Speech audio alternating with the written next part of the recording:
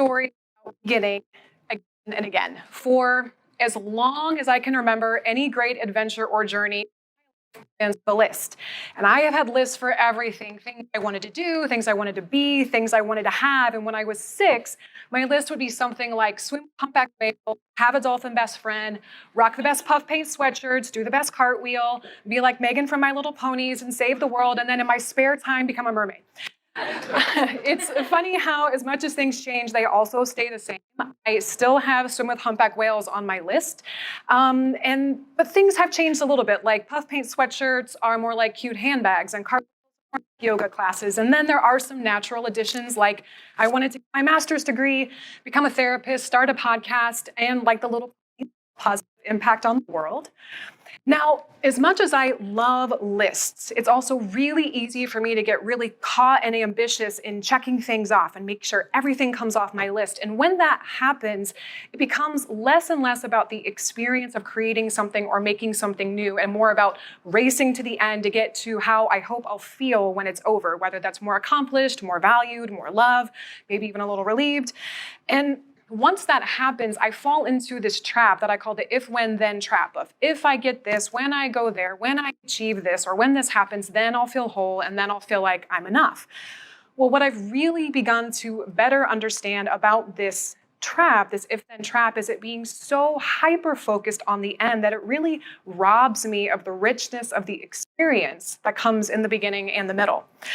For example, I chased getting my master's degree with this sort of red-faced, wide-eyed intensity that I kept right above this really nice, pleasant smile. But more often than not, I was a ball of stress, sweat, and anxiety stuffed into yoga pants, just trying to run through the day and just get to the next accomplishment and the next. And before I knew it, I woke up and it was graduation day.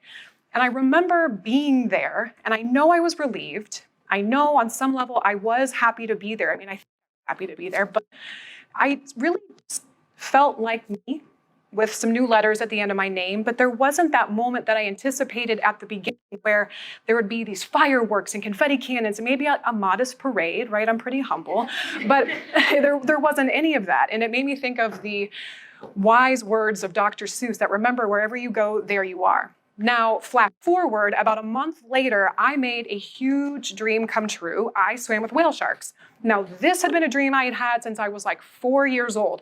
I watched ocean documentaries on repeat in between renditions of The Little Mermaid. This had been a long time coming. But I remember in the planning stages of this trip that it had almost this otherworldly magic to it. All these elements were falling so naturally into place in a way that was hard to describe. But now understand that I didn't really appreciate then was that I was choosing to make a dream come true. Now flash forward, I'm on this boat in the middle of the Gulf of Mexico with my husband with complete strangers, and it was a four-day dive, a little detail that I kind of glossed over in the magical planning stage, where we would be swimming with 40 20 to 40 foot whale sharks. Now, if I could really sum up that whole experience, which could be its own talk, into a handful of words, it would be shock, fear, urine, a lot of whale poop, and then some magic. But once the adrenaline started to kind of shake loose from my system around the end of the second day, and I really started to sit in the experience of this moment, it was truly extraordinary. But even when it was all done and I was flying on the way home, this was a dream that had come true, and I wasn't sitting back on the plane thinking, Danielle, God, look at you. You are just something else. You are amazing. I was thinking about what I would need to do when I got home. I was thinking about what would be required of me when I got back to work. But I also started daydreaming about my next great adventure. And it was around that time that I realized that it was at the end of one dream that I was awakening to another. And the beginning of each journey for me, kind of like I mentioned before, there is this little heightened fantasy that I imagine happening with each transformation. Again, modest fireworks, modest confetti cannons and parades.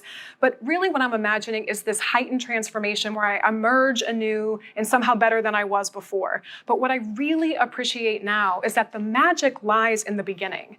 When we decide, we make a decision to take a chance on ourselves and put ourselves out there. And then the transformation transformation hopefully happens somewhere in the middle while we're in the muck trying to figure it out. And then what we're left at the end is confidence, because what we know is on some level, maybe we could try it again.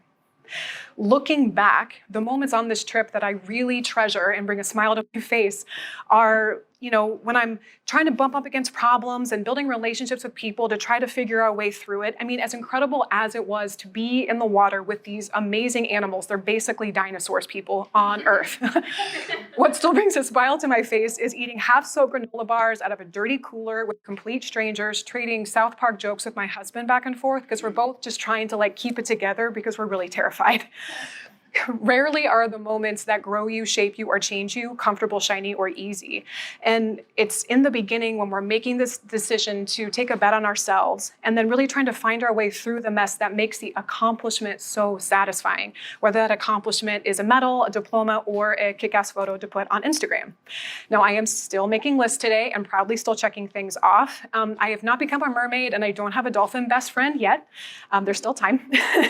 But I have created a podcast called Don't Cut Your Own Bangs. I am working as a therapist, and with any luck, I can continue great adventures again and again, and I wish the same for you. And this is me.